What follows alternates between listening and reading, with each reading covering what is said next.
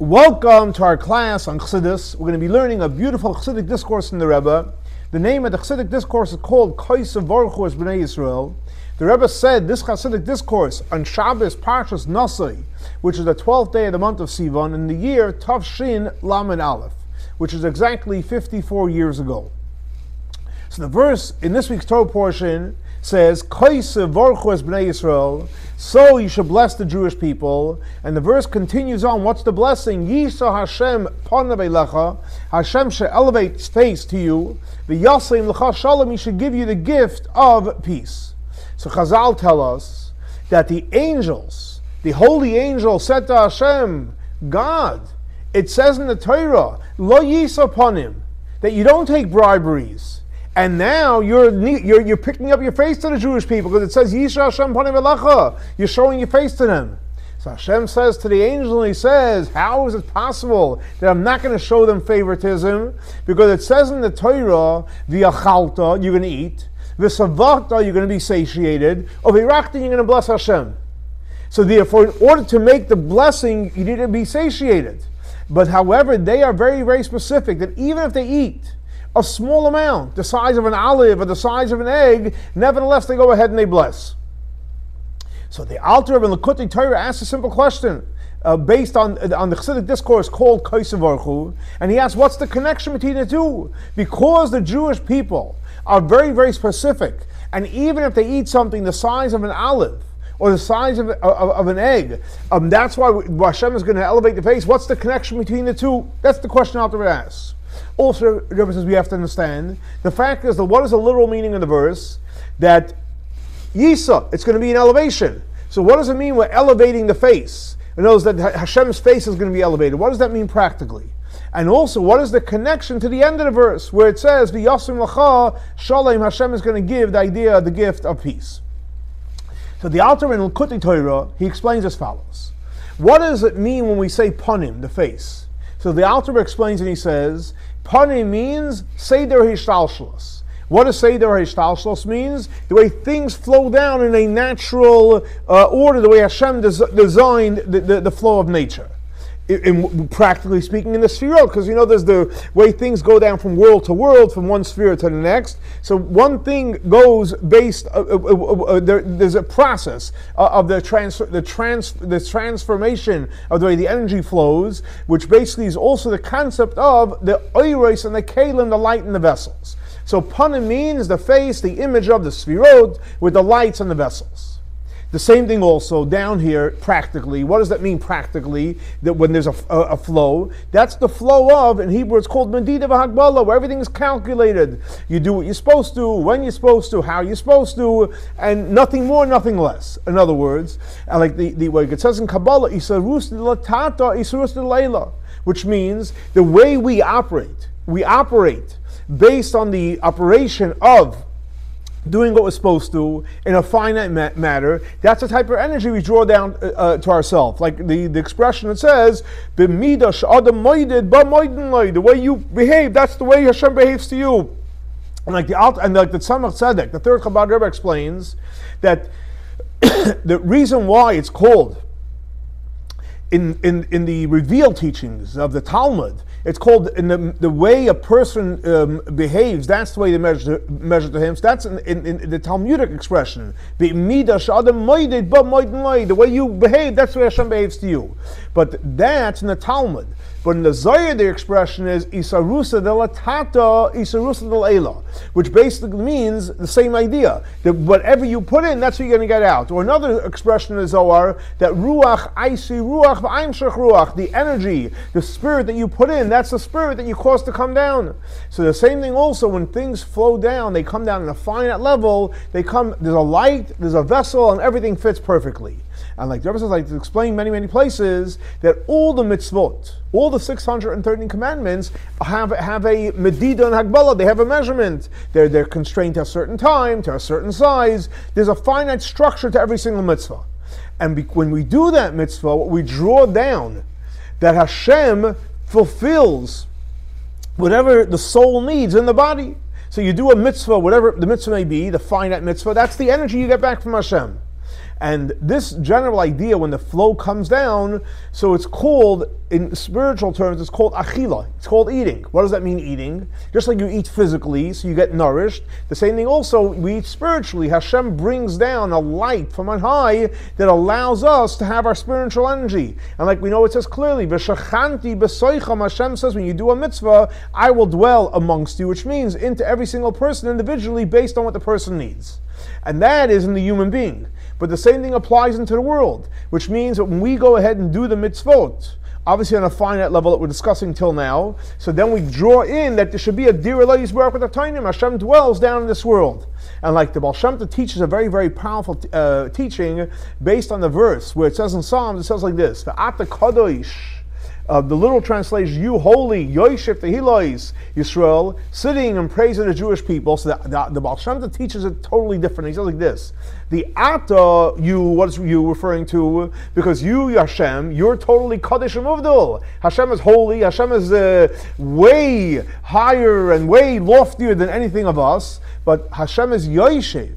And as he comes down in a way that where he's sitting, and an internalized way, how does Hashem come? This infinite Hashem, how does he get internalized with us? That happens what? By the Tehillah Yisrael, by the praise that the Jewish people pray. That's what causes the infinite part of Hashem to come down into this world. So the general idea for this energy that comes down to the world is called what? Achila, eating. And because by doing our part and the energy comes in, that's where you create a bond with God into this world. And the same thing also applies in our service of Hashem. Like it says clearly in the Torah, v'yachalta, you're going to eat. V'savata, you're going to be satiated. And v'rachtan, you're going to bless Hashem. What does that mean? When you're going to eat in a way that you're satisfied, which means obviously the proper shear, the proper dimension, or like, if you want to be, totally satiated, but fully satiated, what does that mean practically on a spiritual level? That's basically when we serve Hashem with the love. When we love Hashem, like it says in the Shema, V'yafta Hashem Elokecha, or like it says in the second part of Shema, B'chol Levavcha, we love Hashem with our whole heart, the godly soul and the animal soul, B'chol Nafshcha, with our whole soul. And when we do that, when we love Hashem, we draw down Panim, the face of Hashem, which we explained already, is all the Seder Shalshalas, and that comes down based on our spiritual work, based on the level of the love. In other words, based on our work, which means the savata, in a finite way. So it's the same thing also, we draw down obviously finite energy. Now, so what did we learn till now?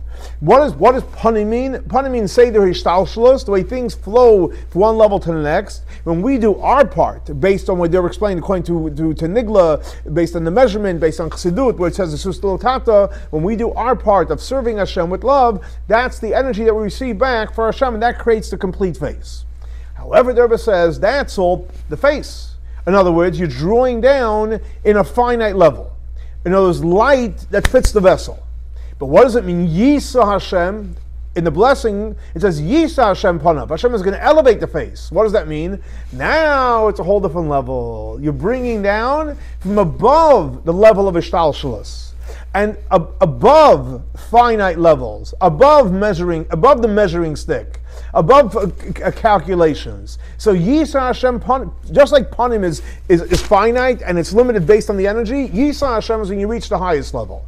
Now, in order to reach the infinite level, reach places where you're going to bring in infinite blessings, that happens when, even though technically in order to make the blessing, you say, listen, you have to eat, I'm not full, I don't have to make the blessing yet. No, but we ate the size of an olive, we ate something, we are going to head and thank Hashem. But you don't have to. You're right, I don't have to. Because when we do our work, which means we don't make calculations, because we're not commanded, it has to be v'savata. That's called we're serving Hashem, not b'chol levavcha or b'chol nafshcha we learned before, but we're serving Hashem b'chol ma'itcha with our whole might, which means we are dedicated to Hashem, we ate something, we're grateful. Do we have to make the blessing? We don't have to make the blessing, we do it anyway. Now, so even though we're getting this fine, infinite blessing that's coming down by serving Hashem without limits, but since we're living in a finite world, so this energy that comes into the world above nature comes through the level of panim, through the level of a seder shalshalos, and that's why it says Yisa Hashem, the elevating, which means infinite, Panav, because it comes through Seder Hashalshalas. In other words, what we're drawing is from a higher level of the face. And it was higher than all the calculations, higher of light and vessels, but it comes through the level of the face, which means again Seder Hashalshalas, and therefore, how do we achieve it? We achieve it again like through the idea of eating. But what type of eating? An eating which we said that we're specific that even though it's only a small amount, nevertheless we're going ahead and we're going to make the blessings. What does that mean practically? Why would someone go ahead and make a blessing if he doesn't have to? Say, listen, I'm not full. I don't have to do it. And the Rebbe says that's because we serve Hashem, and here's the key word, we talk about a lot of mysticism. We serve Hashem, I'll say it in Hebrew, I'll translate it, with bittul. Bittul means acceptance. It's not about the ego, I am full, I'm not full, acceptance. And it's brought down in the Zohar says that an olive is like a letter Yud. And what we know the letter Yud is bittul, is acceptance. And you can even see by the shape of the letter Yud, because the Yud is like the smallest letter, it's like a dot. In other words, what's the essence of the Yud? What's the essence of the Jew? Is bittul, acceptance. And like the author explains in Sha'ar Yichud V'Emunah, that the shape of a letter represents what the letter is. And that's the idea that we're specific, even if we eat like the size of a zayis, an olive. And like we just learned, a zayis is obviously the idea of a letter yud, which means practically, what does it mean we eat like an olive? It means we serve Hashem with bittul, with acceptance. Or like, for example, it says that when it says kadoshim, if the holy, what does it mean holy? That we sanctify ourselves with things which are permissible to us. So even though something permissible, but nevertheless we're sanctifying Hashem. So when a person serves Hashem on that level, in the level of acceptance, and you don't make calculations, you bring in from the higher level of above Seder Histalshlas. And the Rebbe says we'll understand this based on what's brought down in a different Chassidic discourse. The Rebbe makes reference to the Chassidic discourse of Sisa Chag Shavuot, which is based on the Chassidic discourse of the Alter Rebbe, which is also called the Sisa Chag Shavuot, and specifically of the Alter Rebbe which he said after Yom Kippur in the year Tov Kuf Samach Beis, which is printed with all the footnotes of the Tzemach Tzedek. So he explains the revolutionary idea that took place when God gave us the Torah, Matan Torah, versus the Torah that we had before Matan Torah. Why? Because we know the fact is, even before Matan Torah, Abraham observed the whole Torah, even before it was given. And the same thing also, not only Abraham, all the other patriarchs. And like it's brought down in Chassidus, not only the patriarchs, but even Mr. Shelach and Noach, they also observed the Torah. But the fact is, so if that's the case, what was the whole revolutionary there God gave the Torah?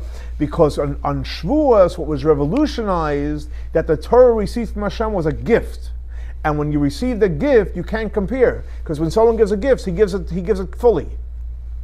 And that's why it says, you should make the holiday, in reference to the Shavuot, it says, V'yasisi, you're going to make the holiday of Shavuot. So the verse says, V'yasisa chag Shavuot la'Hashem Elokecha, misas nidvas yodcha. In other words, what does that word mean? When you do the spiritual work of mem samach saf misas, which is basically not making any calculations. In Hebrew, it's called l'mevater. So you're not making calculations. Whatever needs to be done, you do it. So then, when you do it in the level of without any calculations, you draw in from the level of keter, which is from a place of also no calculations. So when you behave in no calculations, which is again reference to Shavuot, then you receive all the blessings without calculations. And then you have a chag. Then you have a yontiv, which basically, what's a yontiv? Yontiv is keter. And because basically the keter becomes on top of Hashem Elokecha. And the same thing also when a person is very, very specific, and which means that you're careful, even for a small thing you don't have to, you do it anyway, which like we said, it's the avodah of bittul acceptance, which means without making any issues. Then you reach from the highest levels, you reach from the level of faith, which is basically what above Ishtalshos. But now there says 1 second. If we're saying that when we do our part without making calculation, Hashem gives us without calculations, infinite, how can we receive it? We're finite.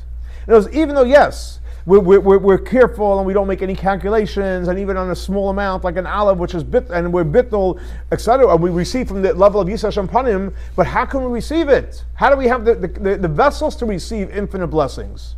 Rebbe says over here, that's why the verse says, "V'yaseim l'cha shalom." God is going to give us peace. What's peace? Peace, the Rebbe says, is Torah. Why? Because the verse says Hashem oiz la'ama yitain. Hashem gives strength to the Jewish people. What is the real strength? What's the strength? What's the power? What's the power that we have to receive the infinite blessings? So we know the real power. What's the real power is Torah. That Hashem is going to bless us with peace. And we know that that Hashem did not find no greater vessel that can hold and receive the blessing from the Jewish people but peace. And like it's brought down in the Sifri at length, how peace impacts the whole world. And so peace has the power to impact the world, and the same thing also applies to Torah, because we know the whole reason why Torah was given. This is a powerful statement. The whole reason why Torah was given was to bring peace to the world. Because when we have the peace, we'll have the vessel to receive the infinite blessings. And that's why it says, "V'yasim l'cha shalom," God will give us peace. In other words, when a person learns Torah, which we know Torah again is the idea of peace, we will have the power to receive this powerful energy, which is basically the infinite blessings above the level of Panim and above the level of Seder Shalshlas. And like when we have peace, then we have everything. And like Rashi says, that peace aces it all. Peace, when you have peace, it's literally everything. And the Rebbe finishes off, what's the greatest everything? We're going to have that the Kol Gadol Yeshuva Hina, the whole Jewish people are going to return to Eretz Yisrael with the Bias Mashiach Tzidkenu, with the coming of Mashiach. Here we have another beautiful, powerful teaching of the Rebbe about the ability to receive the greatest blessings. And we receive it with acceptance, not making any calculations, and to receive the blessing, obviously, we need to have the gift of peace. And obviously, one of the greatest ways to have peace, like the Rebbe says, is through Torah. So let's hope and pray. Like the Rebbe finishes off, we're all going to return to Eretz Yisrael, and next class will be in Yerushalayim, Ir HaKodesh. Have a great and blessed week. Shavua Tov.